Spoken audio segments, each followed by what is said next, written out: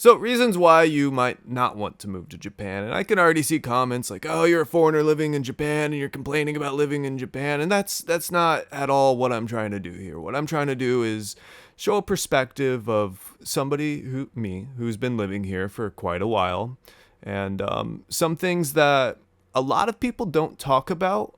I want to go through today. Like a lot of things that might discourage you from moving to Japan, some things that would be a turnoff because really the way everything is everybody just wants to glaze Japan. Like online, if you're not glazing Japan, then you're kind of in the wrong and you get a lot of hate. So I'm expecting to get some level of hate in this video. Nevertheless, I wish I knew these things before I came here because a lot of these things are kind of they might have changed my mind. First things first, highways are expensive. In Japan, if you plan to get on the highway, if you own a car and you want to drive on the highway, or if you're renting a car, they are incredibly expensive.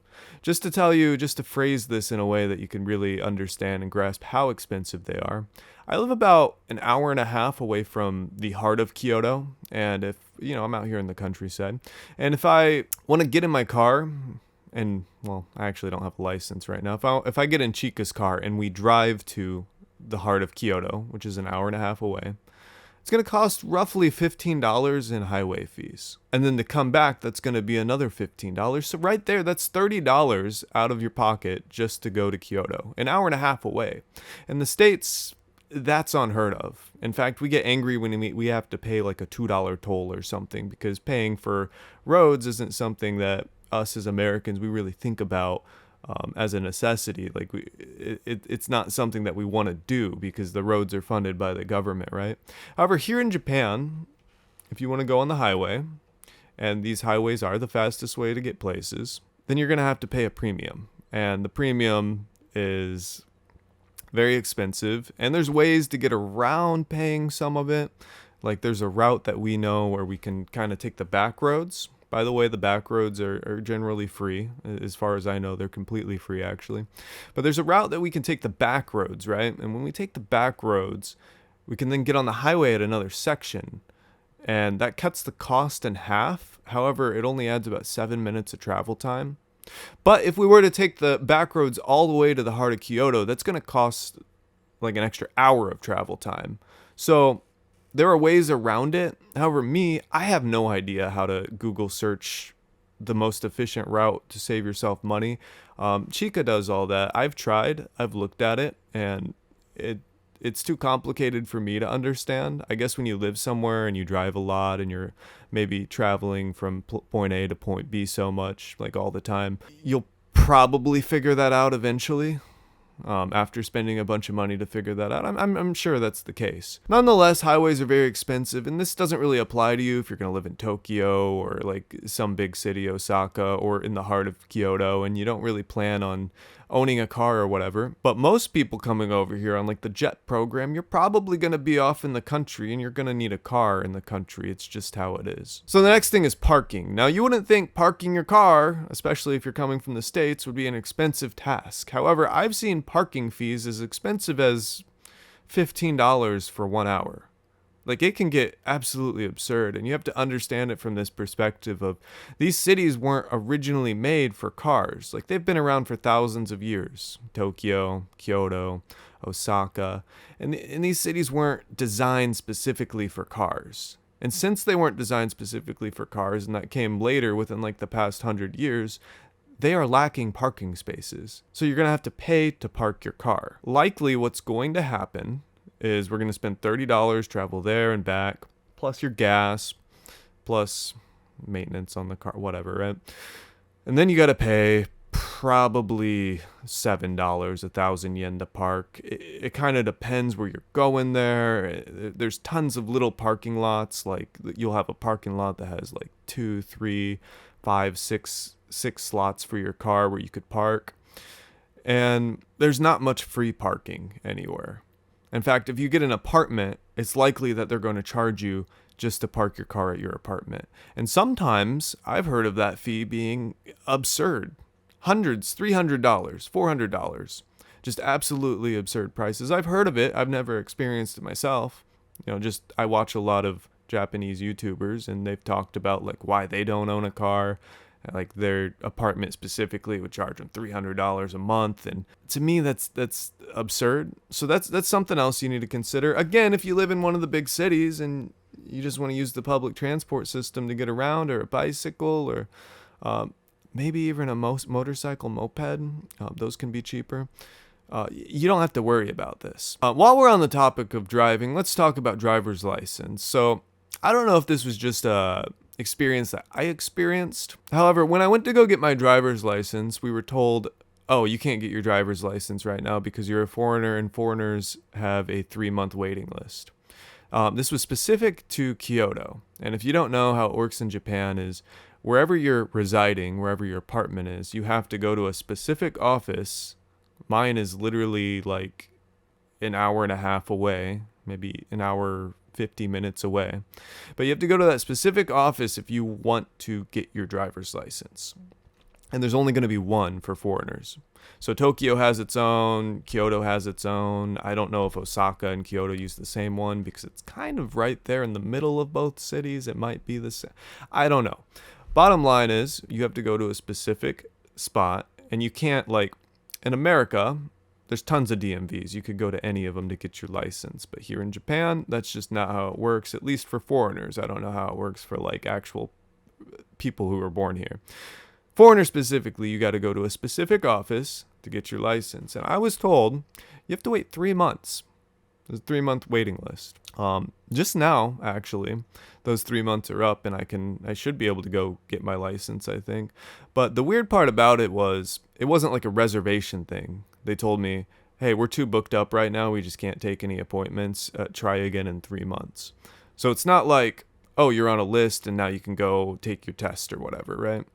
It's more like, hey, we're just not taking any appointments right now.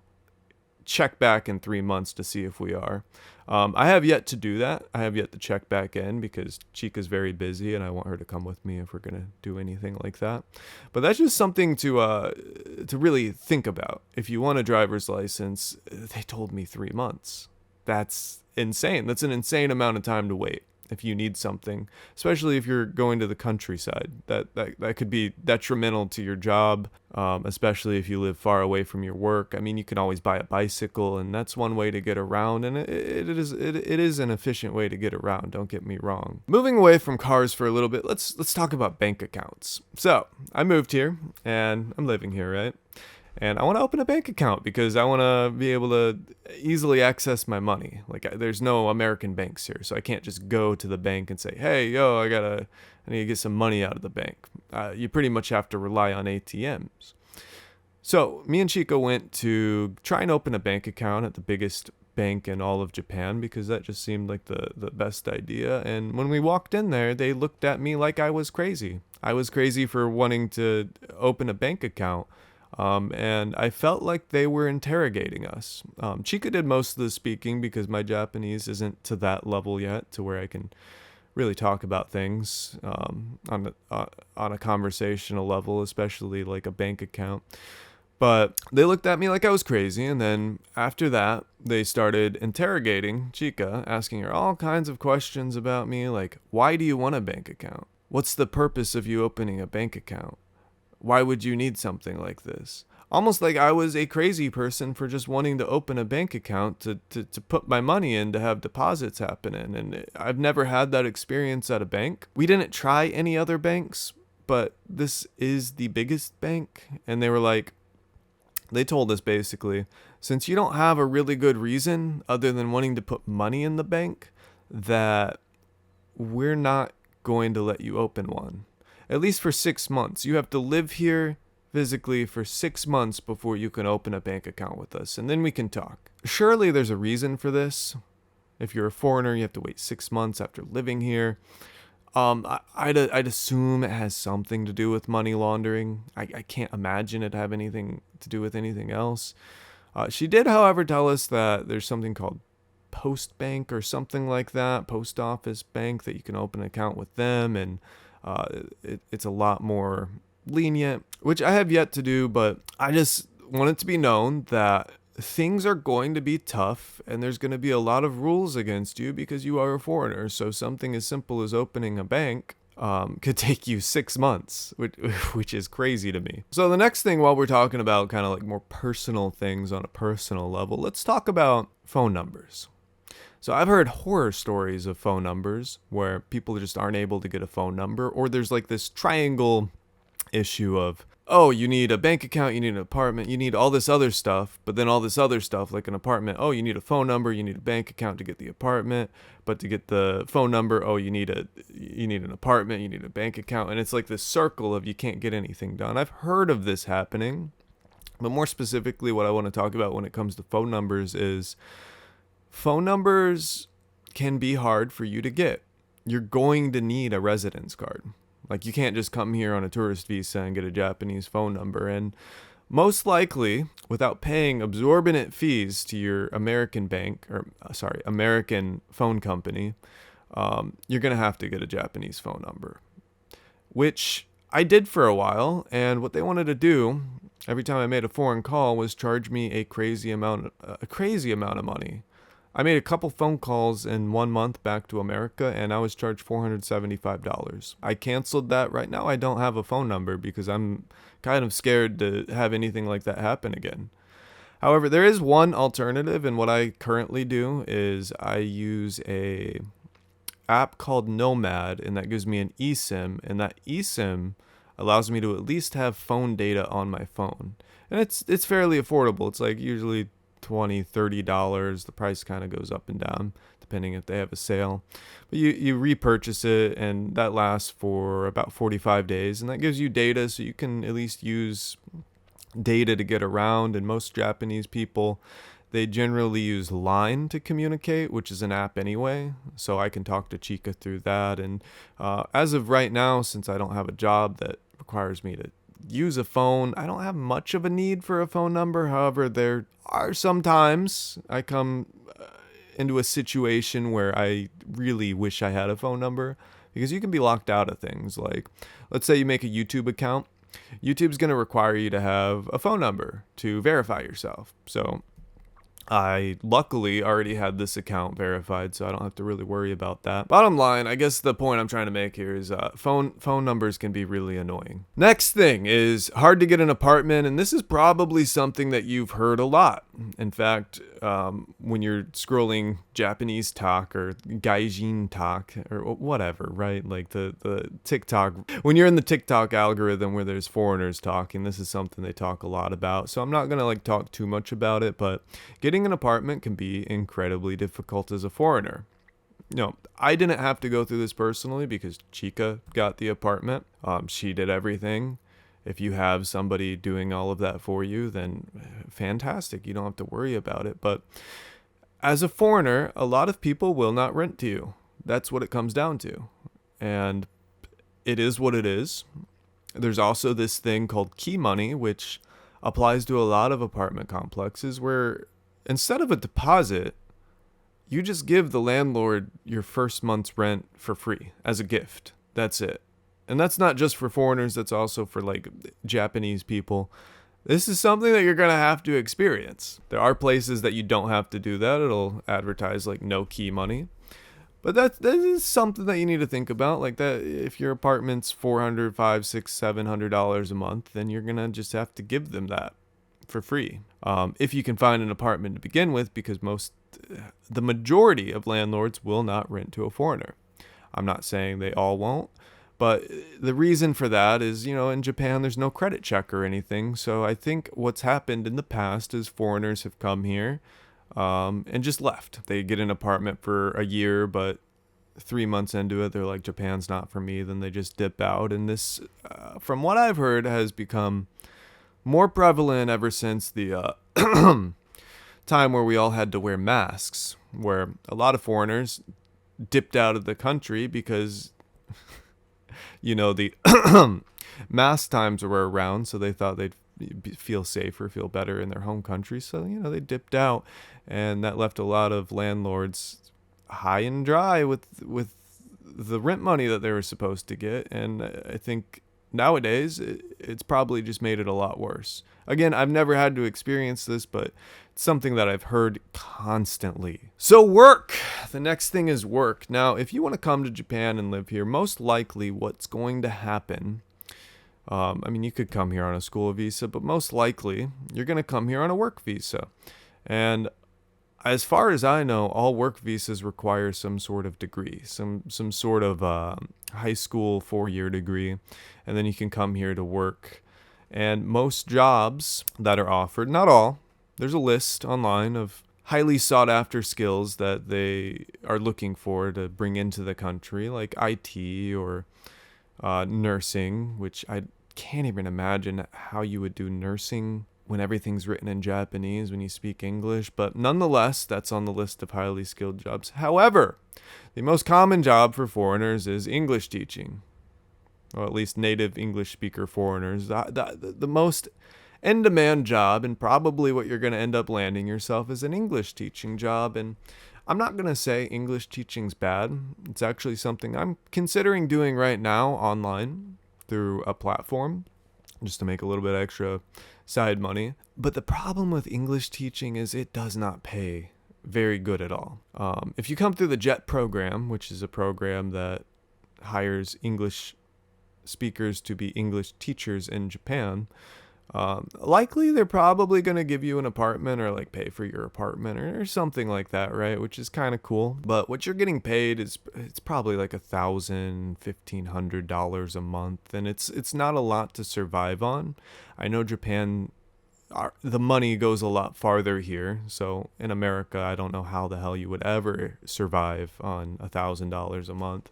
But in Japan, it's possible, it's manageable, but you're not going to have any money for anything. Unless you have a bunch of savings coming here and like you're like, okay, I got a bunch of savings. I'll just earn some money through English teaching and basically pay for my cost of living through the English teaching. And I have my savings as like a backup, right? But that's the biggest thing is the cap on income you can make as a foreigner is pretty low. And I'm not going to say that you can't make more money, because absolutely you can. And if you're coming here on a school visa, you're only allowed to work part-time, which makes things even more difficult. You're probably going to work at a hotel or a ramen shop or some low-paying job like that, because you're here for school. You're part-time going to school, part-time doing work to pay for your expenses living here. And bottom line, really what I'm trying to say is you're not going to make a lot of money here, unless you can figure something out that I'm not thinking about right now. Maybe you came here and you're already some big person on YouTube, or you're already killing it, making a living online, and you got like a nomad visa. There is a visa where if you're making, I think it's like 75,000 US a year, then you can just move here because you're going to spend that money here. And they're like, yeah, if you're making a crap ton of money, then you spend it here. That helps stimulate our economy when you spend your money here, your US dollars. Kind of also the point of tourism is, they're getting people in, so they spend their money, stimulate the economy, right? Anyway, nonetheless, I just want to say, most likely if you're planning on getting a job here and surviving like that, you're not going to earn a lot of money, and you're probably going to be an English teacher. Most likely. Not for everybody, but most likely. Ooh, next on the list is trash. So, are you okay with separating your trash? Can you separate your plastic, your burnable, your unburnable, your bottles, your cans, your cardboard, just everything? Give me 1 second. Let me grab something. Okay. Can you see that? Is that in focus? So this is our trash schedule. And as you can see, every single day there is a different type of trash that we have to take out. And all of these have to be separated. If you can't tell, that's very confusing. And if you miss something, like, for instance, if we were to miss the unburnable day, meaning the trash that we don't burn, stuff that can't be burned, like plastics and stuff like that, I have to wait 2 weeks to take that out again. So I could have a bag of trash sitting in the room for 2 weeks because I forgot, or maybe I was busy, maybe I was out of the city at the time and I couldn't take it out. You can't take it out early, you have to take it out either the morning of or the night before.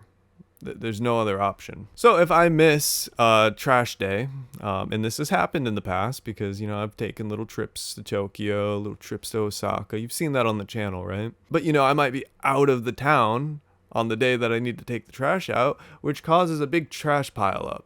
I had to take out like 5 bags of plastic bottles one time because I kept missing the day. So I just had all these plastic bottles because you know me. I like to drink drinks. I like to enjoy the Japanese drinks. So I I had this pile of plastic bottles in the room that, oh man, it was terrible. You can imagine if you've ever seen those videos of people with a bunch of trash in their room. It kind of felt like that on a smaller scale, but eventually I was able to take out the trash. But my question to you is, can you separate your trash? And not all districts are as strict as the one that I'm in. This one is incredibly strict. We have 1, 2, 3, 4, 5, 6, 7, technically 8 different days that you have to take your trash out. Burnable, carton, plastic bottle, plastic, glass bottle, can, unburnable, and then cardboard, which you take out on the same day as burnable, but you separate the cardboard. So if you have cardboard boxes, that gets really complicated. Even for Chica, that's incredibly complicated. The next town over, however, I've been told they do it kind of like America, where you just take everything all out at once. And, so every district's going to be different depending where you live. You're going to have to learn the rules of like the trash wherever you're at. But is this something that you can handle? Is this something that you can manage? Or, it seems on the surface, the first time you're looking at it, it's like, oh, it's just the trash. I can do that. I can separate it. And yeah, I do it because I have to. And that's the rules, and you got to follow the rules. But dang, does it suck when you miss it. And dang, every day having to do trash stuff is, I don't know the word for it, but it doesn't feel good. Okay, next on the list, can you finish all of your food? Now this, coming from America, is really quite the issue for me, because I am so used to eating till I'm full and then just kind of throwing out the rest or like saving it for later, right? But here in Japan, let's say you go out to a restaurant and maybe you ordered too much food. Way too much food for you to eat. And you're halfway through it, you can't eat anymore, and you're sitting there, stomach full, and you're staring at this food like, I just want to leave. You can't do that. That's a rule in Japanese culture. It's so rude. If you even leave 1 grain of rice, which, eat as much as you can. If you leave 1 grain of rice, I don't think it's that big of a deal, but you should try to eat every single last grain of rice. At least. Bottom line is, you're sitting there, you're staring at your food, you can't eat anymore. Some restaurants, you can pay a little bit of extra money and take it home with you because you have to pay for the to-go box. But some restaurants don't have that. So you're staring at your food, stomach full, and you're like, man, I can't eat it all. It's too much food. And if you get up and you leave, you pay for your food, you're going to be seen as a rude foreigner, especially if you're in a small country town like me. Like I'm out in the country, so I'm really trying extra hard to follow all the rules and not make a bad impression, because I might be the only foreigner here. I've seen 2 other foreigners here since I've been living here. I've never seen them again, but I have seen them. I might be the only foreigner here, so I'm the only one leaving an impression, as far as I'm concerned, on what foreigners are and what they do, if they can follow the rules. So I really try my hardest out here to just follow the rules, because I feel like I'm the only one leaving an impression, and I think I do a good job. But bottom line is, you're staring at your food, can't eat it. You gotta. Can you finish all of your food when you're sitting there not starving, but completely full? And, this, I can also go back to a story, because right now I'm kind of going in circles right now. Let's go to a story of, I was at Chica's mom's house, and hi, I know you watch these videos sometimes, so if you're watching this, hi. I was at Chica's mom's house, and she asked me if I wanted udon. She had just cooked us a whole meal, and we ate it. And towards the end of the meal, she was like, do you want udon? And I was like, yeah, I want udon. Absolutely. But I was already kind of full at this point. And she's like, okay, I'll make you some udon. She comes out with this giant bowl of udon, which is noodles, if you don't know what udon is. A giant bowl of udon. And I'm like, I thought it would be one noodle. I thought this was going to be like a little dessert type thing, as weird as udon for dessert sounds. I thought it was gonna be like a small little bowl. She comes out with this big bowl, and I'm just looking at it like, wow, I'm gonna die. I cannot eat all that. I just ate a full meal, and that's a whole nother meal. Nonetheless, I sat down like a champion and I ate it because I knew that if I didn't, this would be so rude, especially to your girl's mom. You know what I'm saying? So I ate it. Luckily, though, Chica was still hungry, so she helped me finish it. And I think she did finish most of it, but I tried my hardest to finish it. So we kind of shared it. If you're ever asked, do you want more of something, you should probably just say no, especially if you're already kind of full. Little heads up might save you a lot of pain. Next up, are you willing to hang your laundry and do your laundry all the time? So the laundry machines in Japan, if you're lucky enough to even have one, most places do, they're tiny. The laundry machines are tiny. So you can't put a lot in. We have to do laundry. I live with two girls. We have to do laundry almost every day, if not every other day. Sometimes we push to 3 days and then we do a couple loads. But you're going to have to do the laundry a lot because the laundry machines are small. They're not these big giant machines that you get in America. So you go to do laundry, it's going to fit like barely any clothes at all. If you try to overstuff it, they're going to smell once you hang them. And that's the real point I'm trying to make is they don't have dryers here and you have to hang all of your laundry.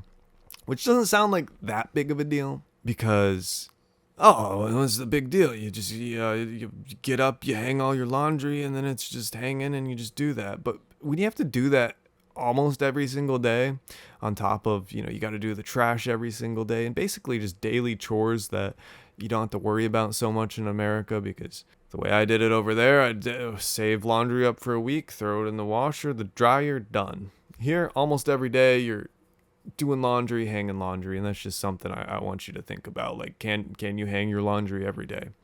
If you don't, it's not good, and it's not one of those situations where you can just put all of your clothes inside of the laundry machine, and then boom, I can't talk. It's not one of those situations where you just put all your clothes in the laundry machine, you go to work, you come back, and you hang them. Because if you do that, you probably don't know, but when you hang clothes, you have to hang them right when it's done. You have to be keeping track of this. Otherwise, they're going to smell, and they're going to smell very bad. I don't know what that smell is. I don't know how to describe it. Maybe mildewy.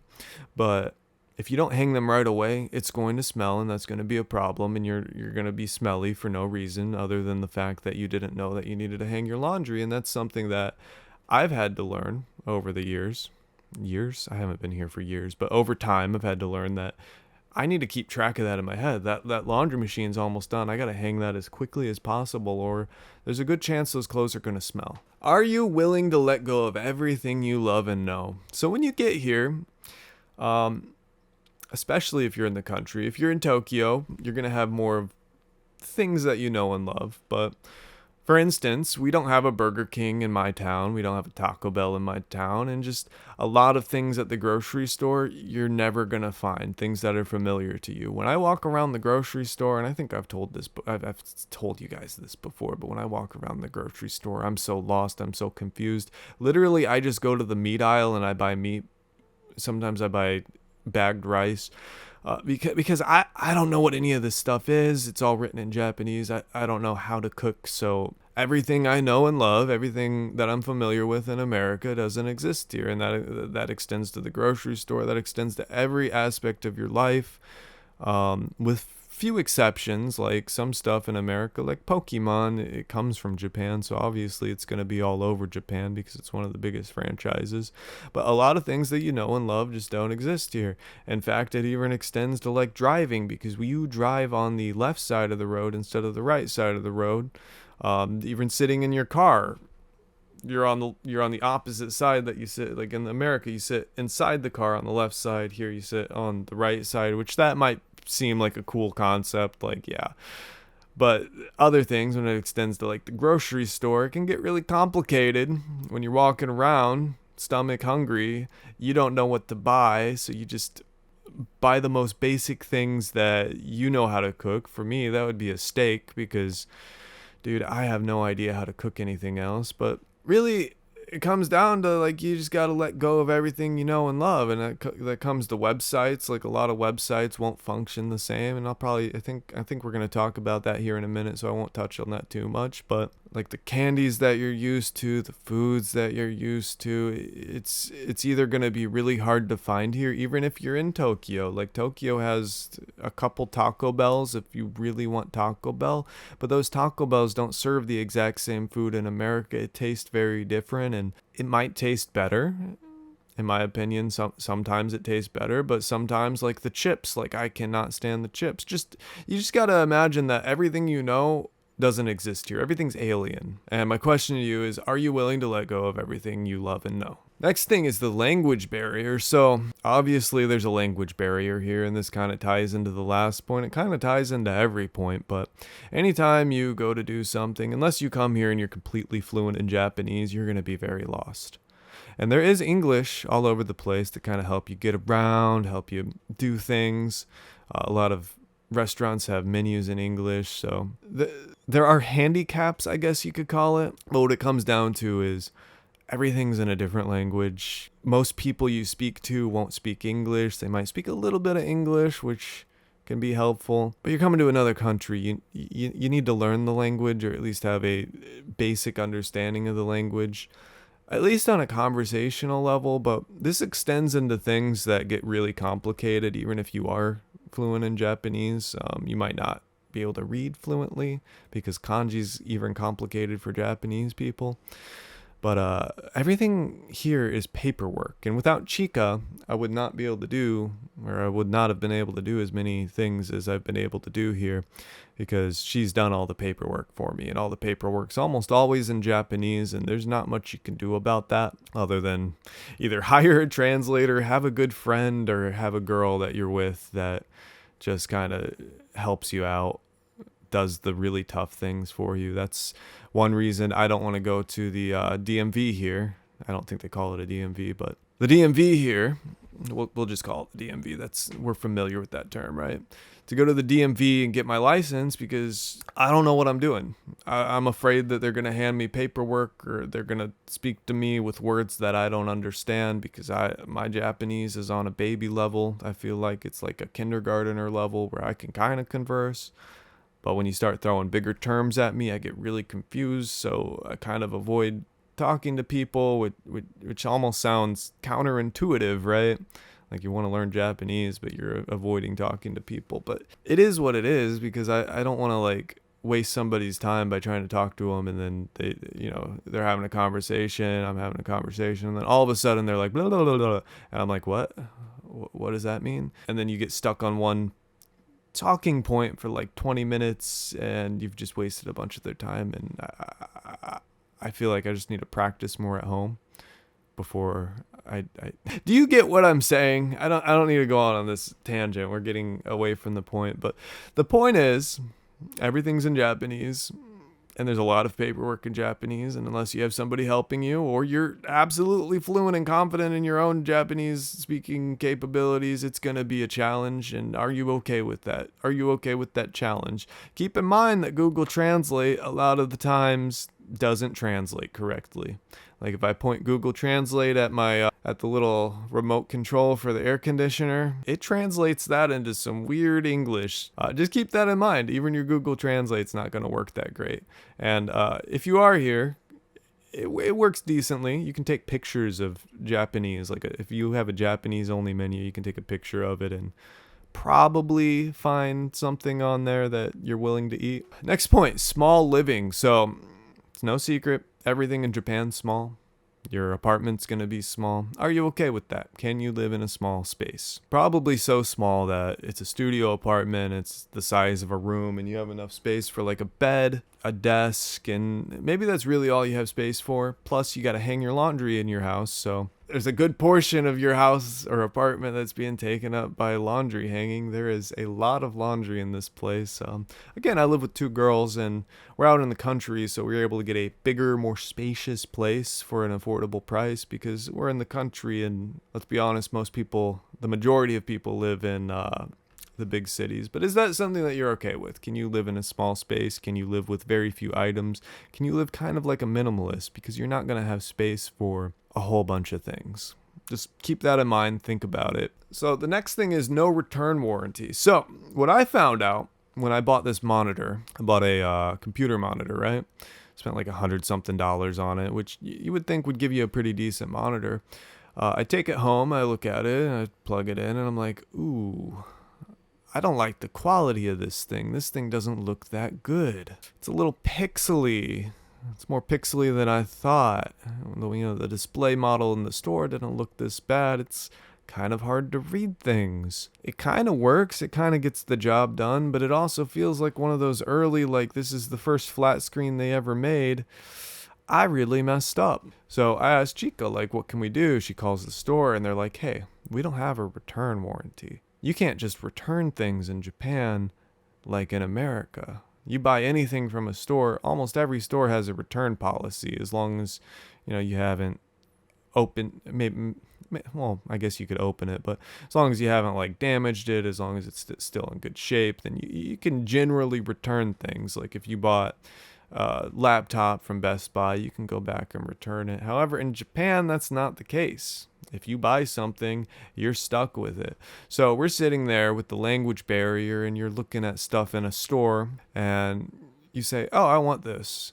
But you can't really read the specs or any of the details about it, but you're like, man, I think it's good. I think this is what I want. And this can get real specific down to things like maybe an HDMI cable. Maybe that's not a good example because they spell HDMI as HDMI. But you get what I'm saying, right? It could get real specific down to something that you really need and you don't want to waste money buying something to get home to realize, oh, that's not what I needed, especially if it's a more expensive purchase. In my case, it was a monitor and I needed a monitor. I bought the monitor. We tried to see if we could do something about it. Nope, I'm stuck with this monitor. It's in the other room. I actually let Chica's sister use it because I got a different monitor for myself. And it's probably good enough for her, but it wasn't good enough for me because I do video editing and stuff. So it is what it is. Most likely, if you buy something here, you better know for sure that you want it because there's usually not a return policy. Little side note, though, if there is something genuinely wrong with your product, and you didn't cause the problem yourself, they did say that they could swap it out. Okay, last thing on my list here is internet issues, and this might be kind of hard for me to talk about. A lot of websites, on their end might block you from visiting them. For instance, when I went to go pay the electricity bill for my grandpa, their website won't load. And if I tried to use a VPN, they were blocking VPNs. This can be an excruciatingly painful thing to experience, especially if there's a website you need to access. I'm a computer guy, I'm a tech guy, right? So I tried everything I knew to try and get through to this website, and it just really wouldn't let me. I had to literally have somebody else log on to this website to pay the electricity bill. And this extends past just an electric company. I've had this happen so many times. Or the website, maybe it's not blocking your country like that electricity website was. Maybe it's just trying to load the Japanese version of the website. Or for some reason, oftentimes it tries to load the Singaporean version of the website. I don't know what's up with that. I don't understand how that traffic routes. But it'll try to load the Japanese version, and there's almost no way without doing a bunch of clunky things that most normal people wouldn't understand how to do to actually access the English version of the website. So for instance, Indeed.com, like where you go to apply for jobs. If I try to go to Indeed, on some browsers, it will only load the Japanese version, Indeed.jp, which is a problem. That's a huge problem. If I'm looking for remote jobs in America to work here, which I was when I was trying to do this, then that's a problem because I can't access the actual jobs that I want to view that are in America, working remotely anywhere in the world. I did find ways around it. However, it was very clunky. I had to use different browsers and load it in different types of ways. Then sometimes it would go back and load the Japanese version, or sometimes you'd be on the English version of the website, then it would just load the Japanese version. Or for some reason, what I found out later on this website is it didn't matter what version of the website I was on, I could not enter my phone number. I don't remember if it was a Japanese area code or a English area code. I think it was a Japanese area code, but it just would not allow me to put a +81. There was like a drop down menu, had a bunch of options, but there was literally no way around switching it to +81, which is the Japanese area code. And having a Japanese phone number made it impossible. But this extends to so many websites beyond that. Those are just a few examples, but I just want you to know that a lot of websites just don't work. They don't work properly. When you go to YouTube, it's going to load youtube.jp, which is the Japanese version. You can use a VPN to get around that. However, it's not a big deal with YouTube. Some websites, it's kind of okay. But I just want you to know that. Another big problem is TikTok. So if you come here and you plan to post TikTok's algorithm, unless you're already a giant creator that has a bunch of followers back from your home country, let's say America, then when you post here, TikTok is location based. So if you made a new account or you're a very small creator, it's going to push your content, which you're speaking English, to Japanese people, all the people around you. If you're in Tokyo, it's going to push your videos to Tokyo first. The problem with this is the way TikTok works is you only get a small amount of sample views, right? Everybody knows you get 200 views. Unless it's really bad, then you might get less, right? So you get 200 views, and if it does well in that audience, then they'll push you to a bigger audience. And it'll keep doing that over and over and over until possibly millions of views, right? Which is kind of where you want to be at, or at least hundreds of thousands of views if you're trying to be a creator. But if you're posting English-speaking content in Tokyo, for instance, then on TikTok, then it's going to get pushed to Japanese people. That's going to plummet the organic reach, because a lot, not all, but a lot of Japanese people, it's not the target audience for your videos, right? So you could post the best video in the world, but maybe half the viewers were Japanese. Maybe they don't even speak English. They see that you're talking, they scroll past. It's going to tank your analytics. That video is never going to get a lot of views. Maybe, just maybe, it gets to the right people. Maybe you get quite a few views. Like, there are some people I've seen doing decently, but if they were to somehow post that content in America, then they would have a totally different experience with their views. Like, I've seen videos with like 10 likes, right? That, oh my gosh, they're just so good video. Like, they're amazing videos. And if they were to post that in, like, let's say California, I could see that getting like 1 million views. However, they posted it in Tokyo, Japan, and since the algorithm pushed them out to like the nearby people, it just got stuck at like 200-300 views, and it just completely ruined it. Anyway, the point being here is the internet's really weird, and there's going to be a lot of, I guess you could say, walls in front of you that are going to be hard to pass. That's not a good way of saying that. Anyway, that's all I have for this list. I hope if you're thinking about moving to Japan, or you're about to move to Japan, that you can consider these points. Maybe I rambled on a bit. I'm kind of new to this talking to the camera thing. I've only made a couple videos like this, so I made some bullet points on what I wanted to talk about. Hopefully some of this resonated with you. Maybe I rambled on too much. Anyway, if you did like this video, if you made it to the end, go ahead and subscribe. Show me that, that shows me that it's worth my time to make videos like this. So thank you. Bye-bye.